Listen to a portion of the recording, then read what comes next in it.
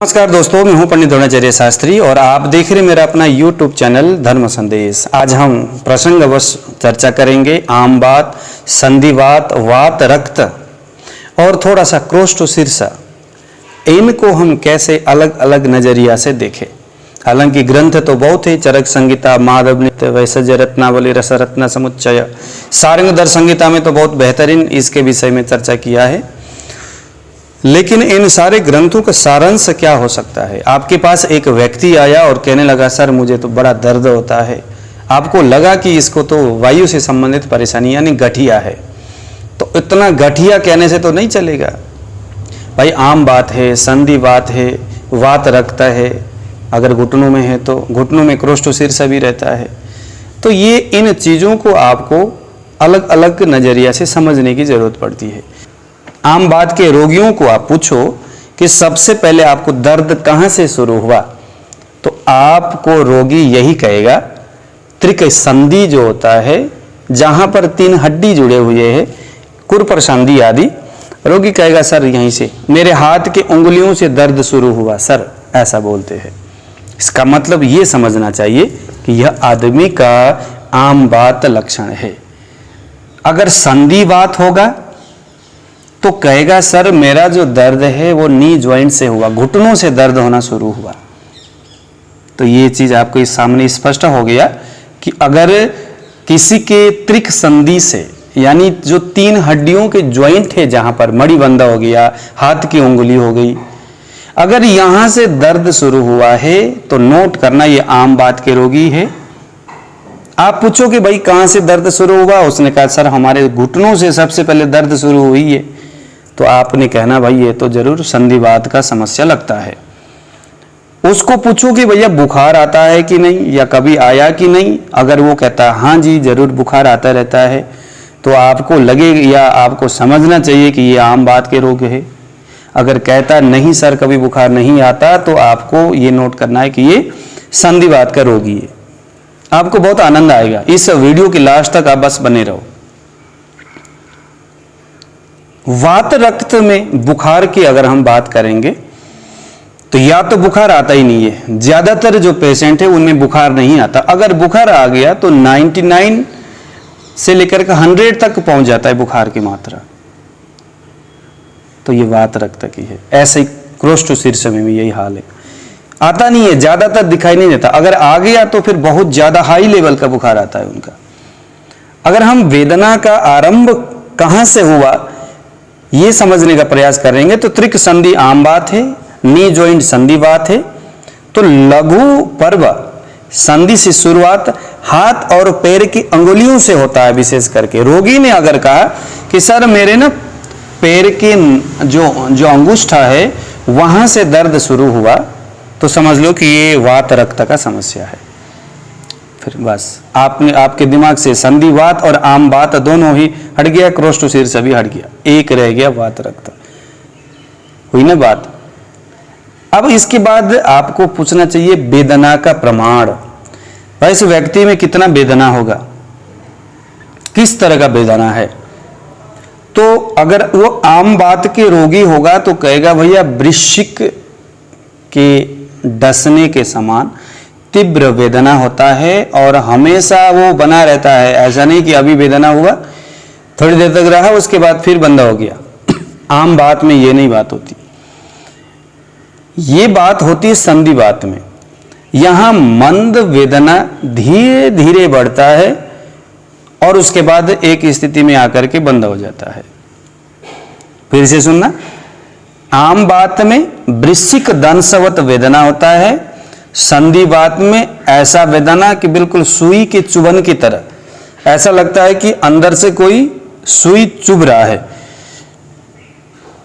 और वो जो वेदना है वो मंद मंद वेदना होता है और धीरे धीरे धीरे धीरे बढ़ता रहता है, बढ़ते बढ़ते जाकर के स्टॉप हो जाएगा। लेकिन वृश्चिक दंशवत वेदना आम बात में रहता है, तीव्र वेदना रहता है, टाइटनेस रहता है और वो हमेशा ही बना रहता है, चाहे सो, चाहे उठो, चाहे खाओ, चाहे कुछ भी कर लो। लेकिन संधिवात में ऐसा नहीं रहता। अगर आराम के अवस्था में है संधिवात के रोगी तो उसको वेदना नहीं होता। उसको वेदना होता है कहीं साइकिल से चल रहा है, कहीं पैदल चल रहा है, मेहनत करना पड़ रहा है, उठना खड़ा होना पड़ रहा है, कहीं चलना पड़ रहा है, तो वहां फिर उसको वेदना होता है। बैठा हुआ है, सोया हुआ है, तो वहां नहीं होता। अब बात करते वेदना के लिए वात रक्त में। तो वात रक्त में जो वेदना है वो ऐसा वेदना जैसे कि आपके कहीं पैर में, हाथ में कहीं पक गया घाव। ध्यान से सुनना, इन तीनों के वेदना का प्रमाण अलग अलग है। मैं अभी बात कर रहा हूं वात रक्त के लिए। इसकी वेदना ऐसे जैसे कि घाव पक गया और उसमें पीप बन गया अंदर, और उसकी जो खिंचाव होती है ना, वो जैसे कैसा खिंचाव होता है उसमें, उस तरह का हल्का सा खिंचाव, टाइटनेस उसमें रहता है वात रक्त में। कहां? आपके उंगलियों में, सबसे अगर प्रारंभिक अवस्था है तो टाइमिंग के साथ एक खिंचाव जो होता है वो वात रक्त में होता है। ऐसे कृष्ण शीर्ष में भी वेदना, जलन और खिंचाव ये रहता है। अब बात करेंगे वेदना स्वरूप का। अभी हमने वेदना के प्रमाण बताया।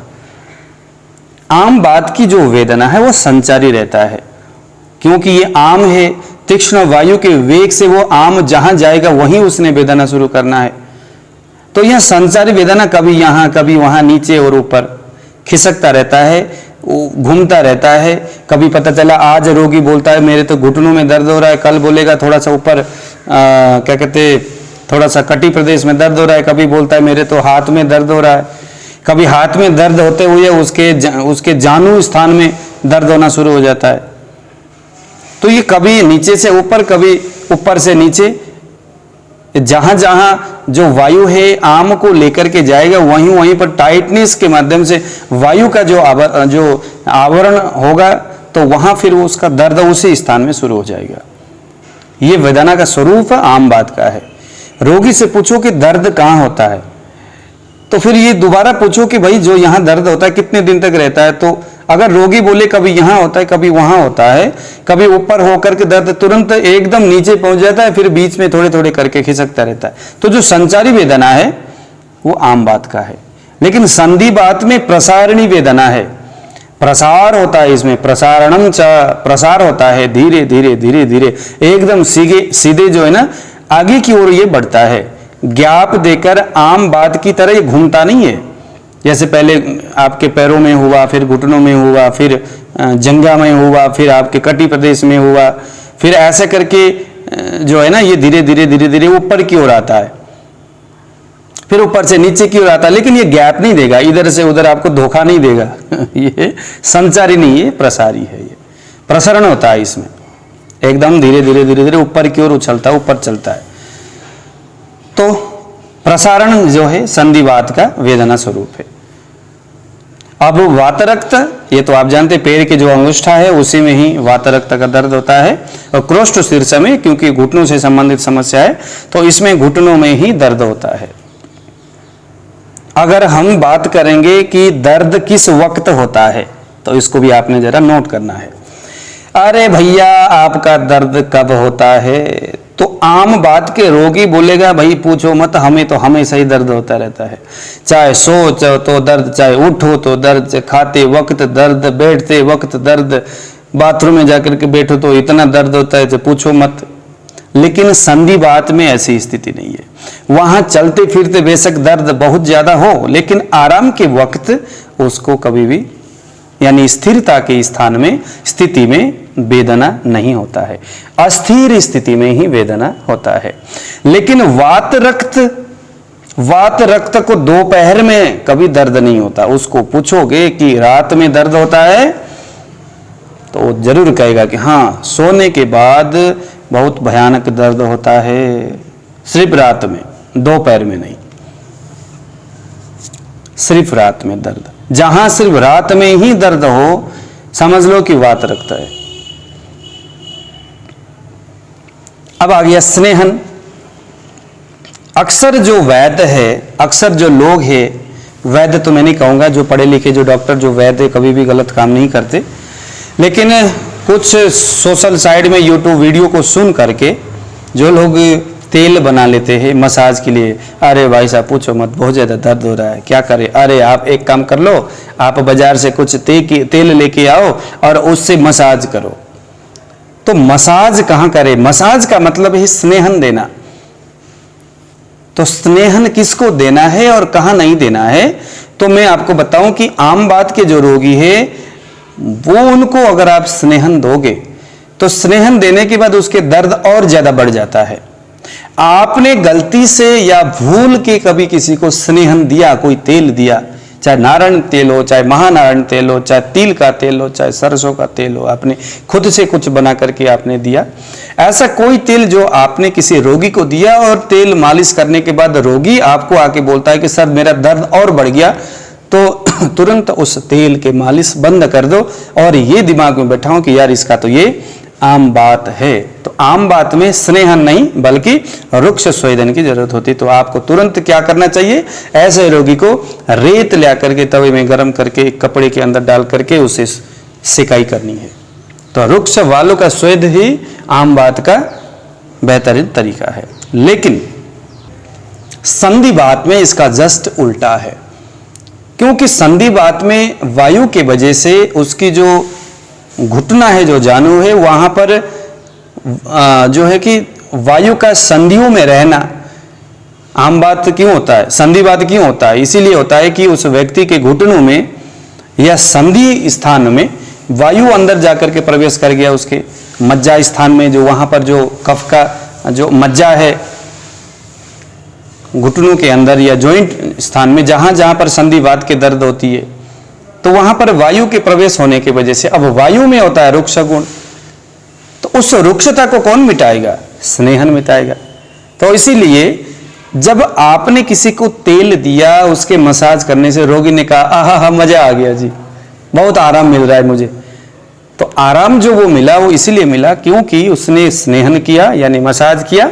तो ये संधिवात का रोगी है, ऐसा आपको समझ करके उसको हमेशा रुक्ष स्नेह नहीं बल्कि आपने उसको स्नेह द्रव्यों से, रुक्ष स्वेद नहीं बल्कि स्नेह द्रव्यों के साथ उसके घुटनों में मसाज करना है। बहुत सारे आचार्यों का मत है कि संधिवात में स्नेहन बहुत अच्छी बात है लेकिन स्वेदन नहीं करनी चाहिए, क्योंकि स्वेद जो होगा, पसीना जो है वो गर्म के माध्यम से होगा, क्योंकि घुटनों में तो संधिवात में तो वायु बढ़ा हुआ है। तो अगर वहां हम इस तरह के रुक्ष कोई परिकल्पना करेंगे, ट्रीटमेंट देंगे, तो उससे वायु और ज्यादा बढ़ेगा, क्योंकि वहां वायु की वो रुक्ष गुण के वजह से ही तो बेचारा संधिवात का समस्या है। तो यहां हमें क्या करना होगा? ऐसा पदार्थ जो चिकना हो, खाने के लिए भी तिल का तेल दे दो, निरंतर तिल का तेल।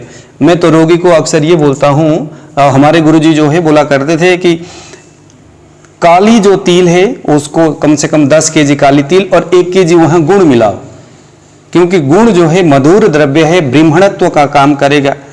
क्योंकि अक्सर क्षयजन्य व्याधि से ही, क्षयजन्य संप्राप्ति और उसके हेतु ही संधिवात में ज्यादातर दिखता है।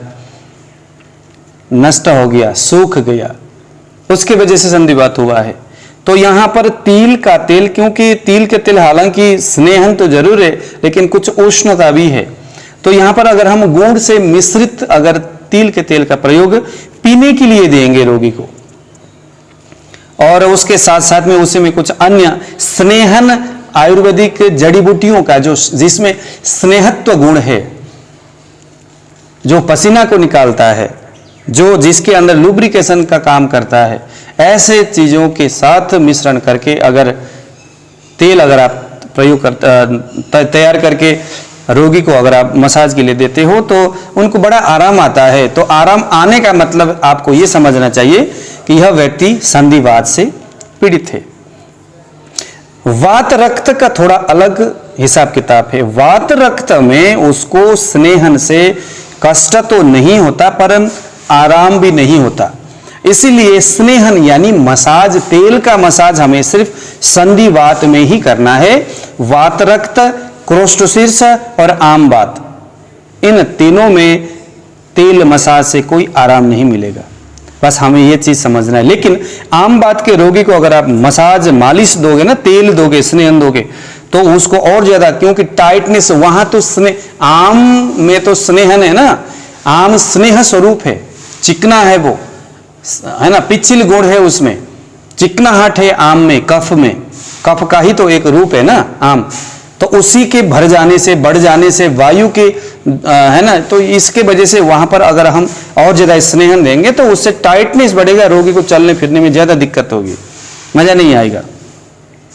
अब हम बात करेंगे आम बात की, इसकी एज, ये कितनी उम्र में हो सकता है, तो ये आम बात कभी भी किसी भी उम्र में हो सकता है, क्योंकि जठराग्नि की मंद पड़ जाने से हमारी जो अग्नि है मंदाग्नि के वजह से अपच अवस्था में जो रस है वो ही धीरे धीरे धीरे धीरे बिगड़ते हालत में ब्लड में जाके मिक्स हो जाता है, लीवर को वो खराब करता है, फिर धातु और उपधातु होते हुए आगे की ओर फिर संचय प्रसरण आदियों के माध्यम से निकल जाता है। तो ये स्थिति कभी भी हो सकती है, गलत खान पीन हो, आहार विहार की गलती हो तो फिर वो कभी भी हो सकता है। लेकिन संधिवात ज्यादातर प्रौढ़ अवस्था में होता है, या जो बहुत सारे जो परिश्रमी लोग हैं, जो परिश्रम करने वाले लोग हैं, उन लोगों को विशेष करके भरी जवानी में संधिवात हो सकता है। अदरवाइज जो प्रौढ़ उम्र है, कम से कम 45 या 50 साल के ऊपर संधिवात का समस्या होता है। लेकिन इन दिनों तो हमारा जो रहन सहन है, खान पीन है, इसमें रुक्षता ज्यादा है, उस रुक्षता के वजह से वायु बहुत ज्यादा तीव्र स्थिति में जा रहा है, वायु बढ़ रहा है, रुक्षता भी है और वायु भी है, तो इसके वजह से संधिवात अब के समय में थोड़ा सा बढ़ते जा रहा है। लोगों में स्ट्रेस है, लोगों में टेंशन है, इन वजह से वायु बढ़ रहा है और उसके वजह से क्षयजन्य व्याधि और संप्राप्ति और हेतु के कारण से संधिवात इन दिनों बढ़ रहा है अभी। लेकिन वास्तव में जो संधिवात है वो प्रौढ़ावस्था में ही ज्यादातर होता है, नहीं तो जो अक्सर जो पहले जो परिश्रमी लोग हैं, दिन भर बेचारे जो मेहनत के काम करते हैं, वहां पर आपको ये संधिवात होता है। वात रक्त भी किसी उम्र में होता है, क्रोष्ठ शीर्ष भी आपको किसी भी उम्र में हो सकता है। अब अगर हम इस रोग की कालावधि को, इस रोग के उम्र को, ये रोग कब तक चल सकता है, कितना लंबा खींचेगा शरीर में, तो अगर रोगी दरअसल की इन दिनों एलोपैथी की ऐसा प्रचार हो गया, बस दवाई खाओ छुट्टी मनाओ, तो ऐसे अवधारणा अगर रोगी में रहता है तो आम बात कभी ठीक नहीं होगा। क्योंकि आम बात में तो दोष को शरीर से बाहर निकाले बगैर कभी भी कोई परिकल्पना हम कर ही नहीं सकते कि वो उसका आम बात ठीक होगा। तो सभी रोग में इन आम बात, संधिवात, वात रक्त, क्रुष्ठ शीर्षा, इससे लगाए दूसरे भी बहुत सारे जो वात व्याधि है उनमें आम बात थोड़ा कष्ट साध्य है। कष्ट साध्य क्या, ये एक तरह से असाध्य इसलिए नहीं कि इलाज अगर करे तो असाध्य नहीं है, वो कष्ट साध्य जरूर है, लेकिन इन दिनों जो लोगों में जो इलाज करने के प्रति उनकी जो सोच अवधारणा है ना, पंचकर्म के प्रोसेस किए बगैर, दीपन पाचन और उसके बाद विरेचन वमन आदि क्रिया किए बगैर अगर आम बात लंबे समय से चल रहा है तो वस्ती प्रधान इलाज किए बगैर, क्योंकि फिर वहां पर कफ और पित्त की वजह से वायु भी प्रकोपित हो जाता है, तो ऐसे में वस्ती क्रिया किए बगैर किसी भी व्यक्ति का आम बात कभी ठीक नहीं हो सकता। तो जीर्णावस्था के दिनों तक प्रभाव होगा, इलाज में कोई गारंटी नहीं है। अगर आप कोई वैद्य हो, डॉक्टर हो, तो आप रोगी को स्पष्ट कह सकते हैं कि भाई इसके इलाज में कोई गारंटी नहीं है, आप चाहो तो करा सकते हो, नहीं तो बस इसकी ये प्रोसेस है। आपने उसको समझाना है कि भाई आम बात इस तरह का रोग है, आपके शरीर के अंदर एक ऐसा चीज है जो कि जब तक वो अंदर है तब तक आपको तंग करेगा। उसको निकालने के लिए पंचकर्म के दीपन पाचन वमन विरेचन और वस्ती आदि ये सारे प्रोसेस करने पड़ेंगे। वो भी कितनी बार करना पड़ेगा वो डिपेंड करता है आपके शरीर के ऊपर, वो चीज कब बाहर निकलेगा, आपका शरीर कब स्वस्थ होगा और निर्मल होगा। जब तक नहीं होगा तब तक चीजें आपको करते रहना पड़ेगा। अगर मानता है तो रोगी को लेना, अदरवाइज छुट्टी। तो आम बात के जो रोगी है वो कष्ट साध्य जरूर है, लेकिन रोगी हमारे आयुर्वेदिक प्रोसेस को नहीं समझता, उसको इस रोग की इस गंभीरता का कोई भान नहीं है। मैं ठीक हो सकता हूं इस प्रोसेस से, इसके बारे में उसको कोई नॉलेज नहीं है। इसकी वजह से जो आम बात है वो कष्ट साध्य से ऊपर असाध्य के रूप में देखा जाता है। लेकिन संधिवात जो है ना वो ठीक हो जाता है, क्योंकि संधिवात में बस वायु बढ़ा हुआ है, आपके जो संधि स्थान है वहां पर वायु की रुक्षता बढ़ा हुआ है। तो यहां पर अगर हम ब्रह्मणत्व पूर्ण अगर हम इलाज करेंगे, स्नेहन द्रव्यों का प्रयास इसका प्रयोग अगर हम करेंगे रोगी के हिसाब से, तो जरूर इसको ठीक किया जा सकता है। लेकिन ज़्यादातर संधिवात के रोगियों में यह भी देखा गया है कि मान लीजिए कि संधिवात के रोगी कोई आपके पास आया और आपने इसकी स्थितियों को आपने देखा, जैसे अभी हम बता रहे हैं उसकी क्या क्या सिम्टम्स है, आपको पता चल गया संधिवात है। अब इसके बाद जो हम इलाज बताएंगे, या मुझे लगता है नेक्स्ट वीडियो में मैं आपके इसका इलाज बताऊंगा। तो संधिवात का आपको चीज़ें समझ में आया कि भाई क्या क्या सिम्टम्स, इसमें आपने सारी चीज़ें शायद आप नोट कर ही रहे होंगे। तो एक चीज़ आपने ये ध्यान देना, संधिवात के जो रोगी उनको आपने स्पेशल ये समझाना है कि भाई इलाज तो हम आपको दे रहे हैं, आप ठीक भी होगे, लेकिन कुछ ऐसी कंडीशन है जहां से आपका ये समस्या फिर बढ़ सकता है। जैसे इलाज करने के बाद रोगी ठीक हो गया, लेकिन कभी एक्सीडेंट हो गया, हॉस्पिटल में जाकर के एडमिट होना पड़ा, कोई रोगश द्रव्यों का आपने अधिक सेवन किया, या इंजेक्शन लगाना पड़ा, या कोई ऐसी चीज़ें हो गई, कोई बहुत बड़ा सदमा हुआ, या कुछ भी इस तरह के बहुत घातक कोई इस तरह की समस्या हो, कोई इस तरह का व्याधि अगर शरीर में उत्पन्न होता है, कोई भी जो व्याधि है शरीर में जो उत्पन्न होता है, तो उसके वजह से उसके बाद उस व्यक्ति को पुनः फिर संधिवात फिर आ सकता है, बन सकता है, बढ़ सकता है, फिर शुरू हो सकता है। तो इसीलिए इस तरह के रोगी में बस आपने ये एक बात जरूर उसके कान में जरूर डालना है। लेकिन वात रक्त दोस्तों अल्प कालावधि का रहेगा। इसकी जो उम्र है, इसकी जो टाइमिंग है बहुत ज़्यादा लंबा नहीं। आपके पास जो वात रक्त के जो रोगी है, संधिवात के रोगी बहुत लंबा कहेगा, हाँ जी मुझे तो लगभग 10 साल हो गया जी, तब से दर्द हो रहा है। हाँ, इतना पुराना कोई नया रोगी नहीं आएगा पास आपके पास जो संधिवात है। आम बात के रोगी भी पुराने ही आते, जीर्णावस्था में ही आते आपके पास। साधारण जो दर्द है उसमें पेन किलर खाते रहेंगे, लेकिन वात रक्त में जस्ट वो अल्प कालावधि में ही आपके पास, क्योंकि इतना भयानक दर्द होता है वो सह नहीं पाएगा, आपके पास आ जाएगा। एलोपैथिक का इसका भी कोई इलाज नहीं है, एलोपैथिक में भी तो ढूंढते कैसे कैसे करके वो आपके पास, आप देख लो उसको हाँ जी लगा लो कि कम से कम 1-2 महीने ही हुआ होगा, भाई यही बोलेगा। तो अल्प कालावधि से प्रारंभ हुआ है वात रक्त, अगर आप सही इलाज दोगे तो डेफिनेटली ये ठीक हो जाएगा। ठीक है, तो वात रक्त को ठीक किया जा सकता है। ऐसे ही क्रोस्टोशीर्ष भी अल्प कालावधि का रहेगा, लेकिन इसकी जो सिम्टम्स है बहुत पुराना होगा, लेकिन उसका कोई हिसाब किताब नहीं होता। लेकिन मुख्य जो दर्द जब शुरू होता है तो उसके बाद फिर क्रोस्टोशीर्ष में भी दर्द बहुत भयानक ही होता है। तो ऐसे में वो रोगी भी फिर अल्प कालावधि में ही फिर आ जाता है जब दर्द बढ़ता है। तो अब इस कारण को समझना जरूरी है, ध्यान से सुनना और नोट करना। आम बात के रोगी आहार जन्य दूषित आहार से या कुछ भी खाए हुए आहार के वजह से आम बात होता है, और विहार जन्य व्याधि से, विहार जन्य संप्राप्ति और हेतु से संधिवात होता है। फिर से बता रहा हूं, आहार जन्य हेतु से संधिवात होता है और विहार जन्य हेतु से संधिवात होता है। आहार और विहार दोनों के मिक्स होने से वात रक्त होता है। इसको फिर हम जरा और गहराई से समझते हैं, बस इसको आपने समझना है ध्यान से। कोई आदमी आपके पास आया, बोला सर मैं कभी केला खाता हूं, या कभी दही या कोल्ड ड्रिंक या दूध, या दूध के बना हुआ जो होता है मावा बोलते हैं जिसको, इसको खाने के बाद ना साहब मुझे बहुत ज्यादा दर्द होता है। तो ये बोलते हुए आपके सामने संधिवात के रोगी कभी नहीं आएगा, ये सिर्फ आम बात के ही रोगी बोलेगा।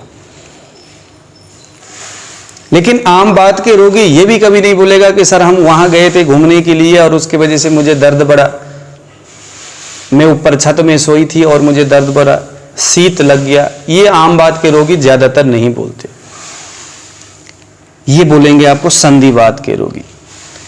तो विहार जन्य हेतु संधिवात का है। कहीं मोटरसाइकिल में चलते हुए जा रहा है तो संधिवात में तुरंत पकड़ लेता है। कहीं गाड़ी में यात्रा कर रहा है संधिवात के रोगी है तुरंत पकड़ा जाएगा।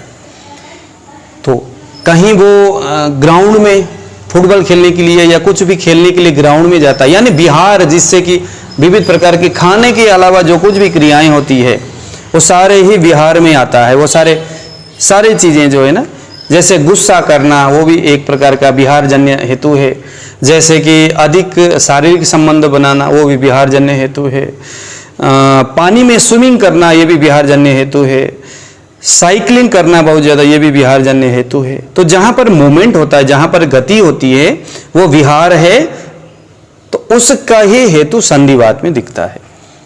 लेकिन खाना ये आम बात का हेतु है। बस ये एक स्पष्ट बात है।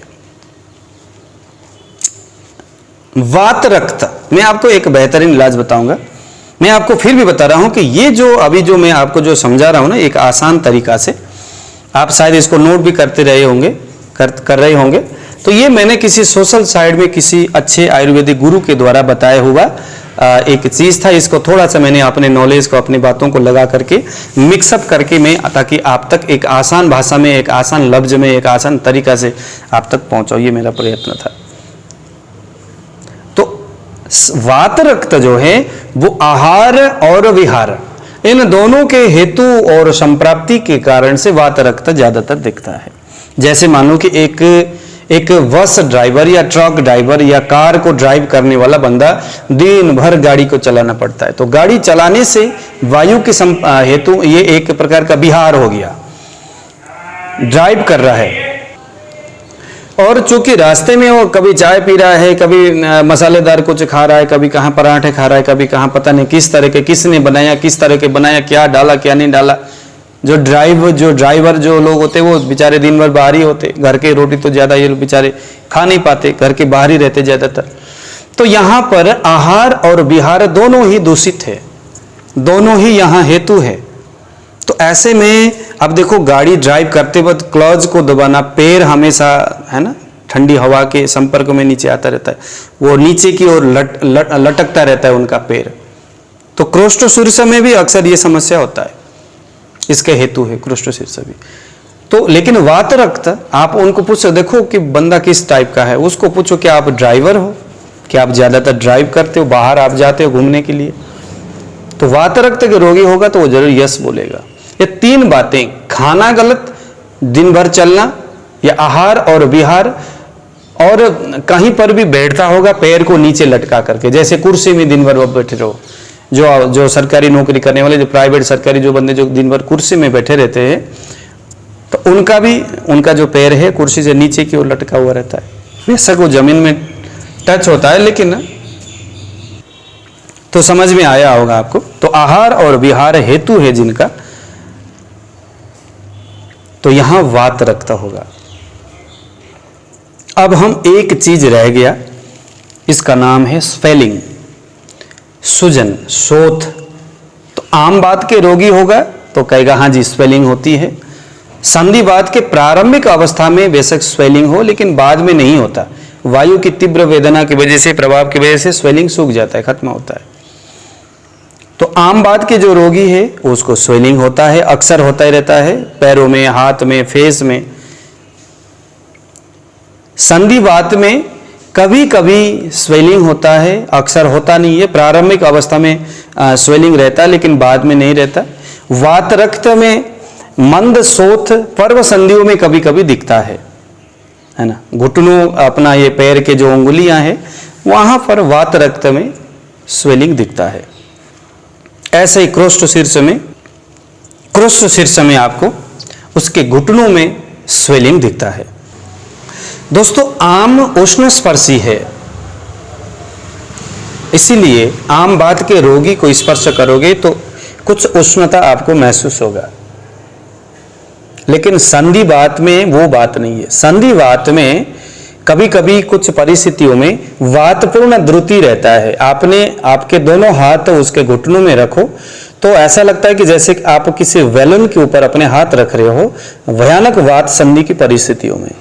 प्रारंभिक अवस्था में तो खैर स्वेलिंग होती है, वहां पर तो आपको स्वेलिंग नजर आता है, लेकिन जब ये काफी लंबे समय के बाद आपके पास अगर संधिवात के रोगी आए तो आप उसके घुटनों के दोनों साइड में अपने उंगली को रखो, दोनों हाथ को रखो, हल्का सा प्रेस करो, तो आपको ऐसे लगेगा जैसे कि आप किसी वेलन के ऊपर हाथ रख रहे हो। इधर से दबाओ तो उस दूसरी साइड में थोड़ा सा लगता है कि भाई हवा उधर चला गया, उधर से दबाओ तो लगता है कि इधर की ओर हवा क्रश कर रहा है, इधर से उधर मूवमेंट कर रहा है जो वायु है।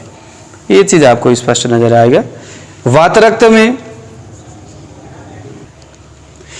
रक्त में आपको किसी भी प्रकार का स्वेलिंग और ये चीजें जो है कोई फीलिंग आपको महसूस नहीं होगा। हालांकि पर्व संधियों में प्रारंभिक अवस्था में और कभी कभी स्वेलिंग जरूर होता है। अगर स्वेलिंग हो तो आपको कुछ ऐसी बातें वहां पर कोई फीलिंग नहीं होता। ऐसे क्रोष्ठ शीर्ष में भी किसी भी तरह का ये सारी चीजें आपको फीलिंग नहीं होगा। अब एक चीज जो अक्सर आप पिक्चरों में भी देखते होंगे, कहीं डॉक्टरों के भी करते हुए आपने देखे होंगे। डॉक्टर क्या करते हैं, किस तरह के रोगी जब आते हैं तो अपने हाथ उसके घुटनों में या उसके शरीर में कहीं पर भी हाथ ऐसे करके स्पर्श करते, हल्का सा दबाने का प्रयास करते हैं। मेरे इन हर एक लफ्ज को ध्यान से सुनना। आपने अपने हाथ को लगा करके जैसे घुटना है किसी के और स्पर्श करते हैं, कुछ फ्रेश करते हैं और यहाँ पेशेंट की जो फीलिंग है उसको समझने का वो प्रयास करता है। ये डायग्नोस का एक बहुत ही महत्वपूर्ण पार्ट है। इसके माध्यम से डॉक्टर उस पेशेंट का डायग्नोस करता है और बेहतरीन डायग्नोस ये रहता है। दोस्तों, अगर आम बात का रोगी होगा और आप उसके हाथ से उसके घुटनों में या शरीर में कहीं पर भी जो त्रिक संधि होगा, जहां पर कफ का स्थान है, मैंने आपको पहले बताया था त्रिक संधि से ही आम बात का प्रारंभ होता है। विशेष करके घुटनों में आप उसके पीछे, घुटनों के पीछे की ओर अपना उंगली रखो और उंगली रखने के बाद जैसे ही आपने हाथ रखा वहां पर, आपने अभी प्रेस नहीं किया, दबाया नहीं, सिर्फ हाथ रखा है, अपनी उंगलियों को रखा है, थोड़ा सा आपने प्रेस किया, हल्का सा हाथ रखा और हल्का सा प्रेस किया और प्रेस करने के बाद रोगी चीखने लग पड़ा, दर्द होना शुरू हुआ। तो क्या समझना चाहिए, इस व्यक्ति का आम बात है, इसके शरीर में आम की अधिकता है, ज्यादा आम है।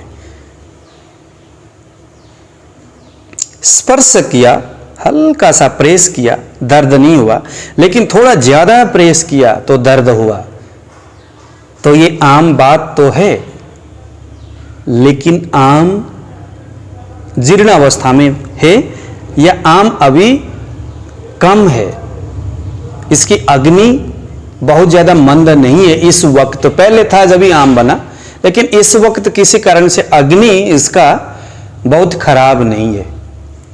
ज्यादा डीपली प्रेस किया तो ही दर्द हुआ, अदरवाइज हल्का प्रेस करने से नहीं हुआ।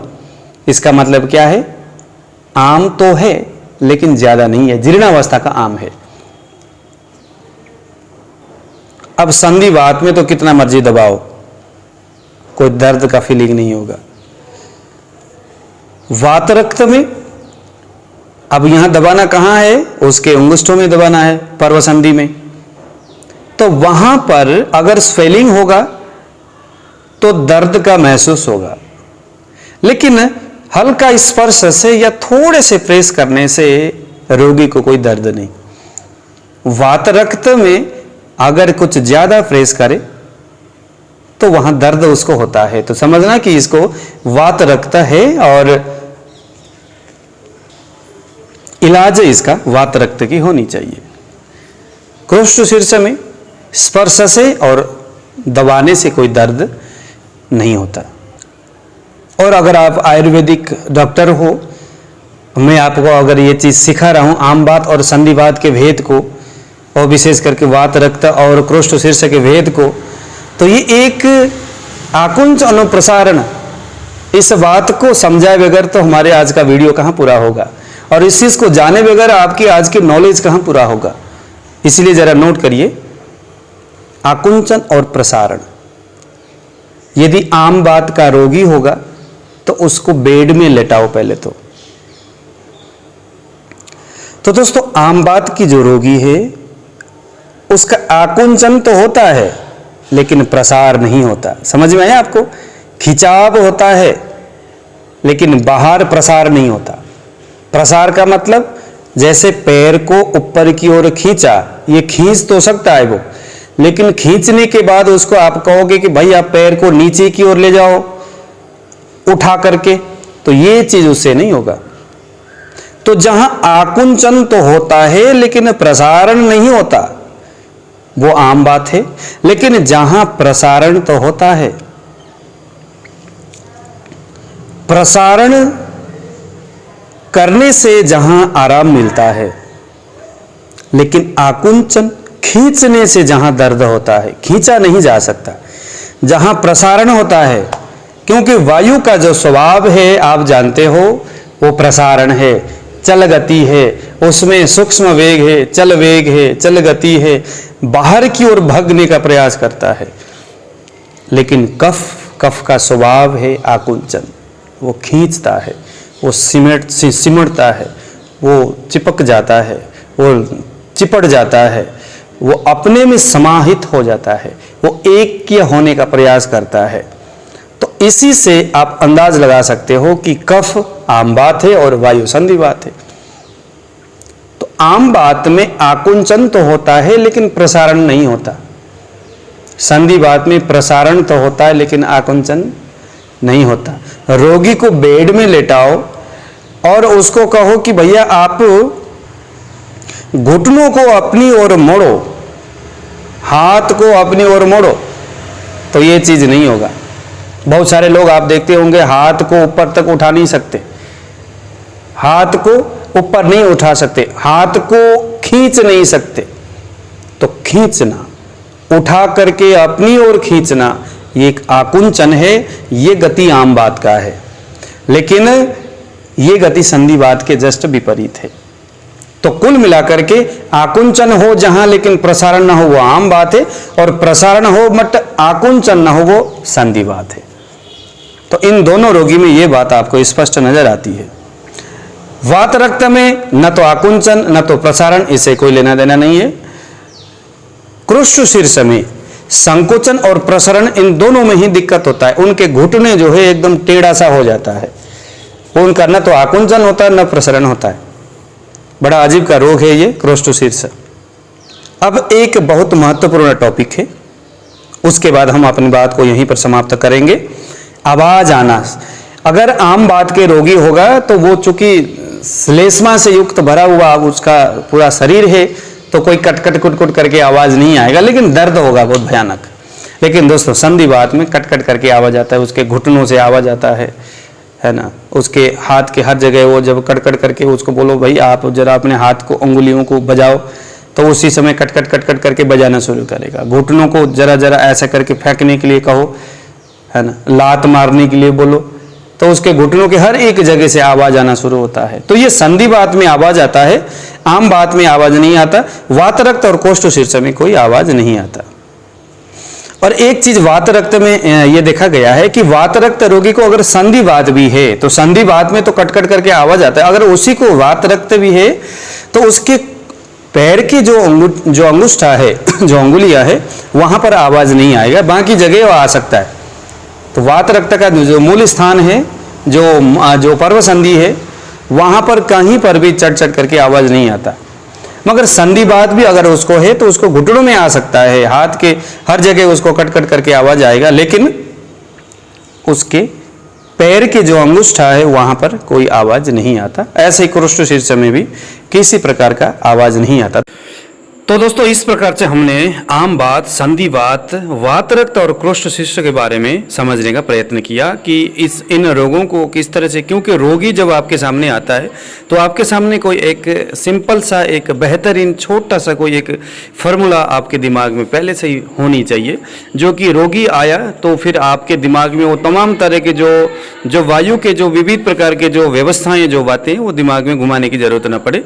तो ये कुछ शॉर्टकट, कुछ बेहतरीन कुछ तरीका, कुछ सिम्टम्स जो उन रोगियों में अक्सर देखा जाता है, मैंने आप तक इसको रखने का मैंने प्रयत्न किया। अगर आपको अच्छा लगा तो ज़रूर इस वीडियो को आप लाइक कीजिएगा, चैनल को आप सब्सक्राइब करिए। और आपको और ज़्यादा अच्छा लगा अगर आप आयुर्वेदिक वैद्य हो, डॉक्टर हो, और आपका कोई अगर इस तरह के सोशल साइट में कोई फेसबुक का कोई ग्रुप है, व्हाट्सएप का ग्रुप है, तो वहाँ पर भी आप इस चीज़ को शेयर कर सकते हैं ताकि उनको एक बेहतरीन नॉलेज मिल सके।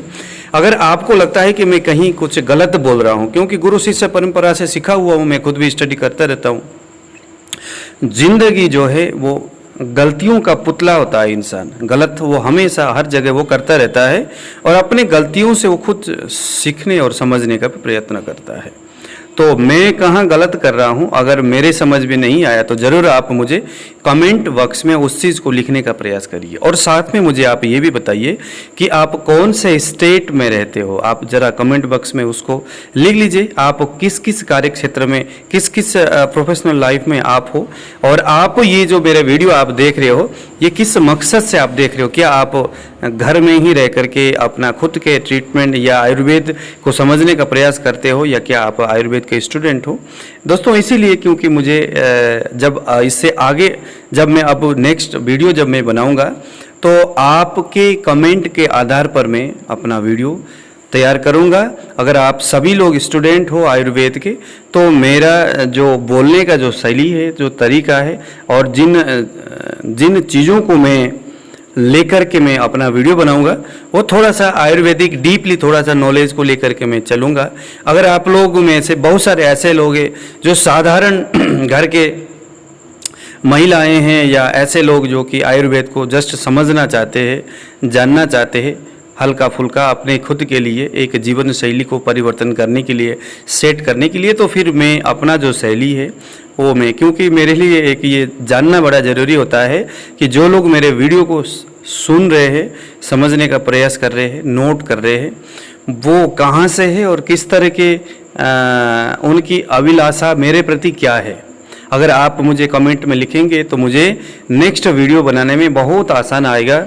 और मैं, आप यकीन करिए कि आपको मैं इतना आसान और सरल भाषा में अपनी बात को मैं आप तक रखूँगा और लेकर के आऊँगा, जिसको सुन करके आप वाकई में एक सरल आयुर्वेदिक जीवन शैली को आप जी पाएंगे। तो दोस्तों आज मुझे दीजिए विदा। जय श्री राम।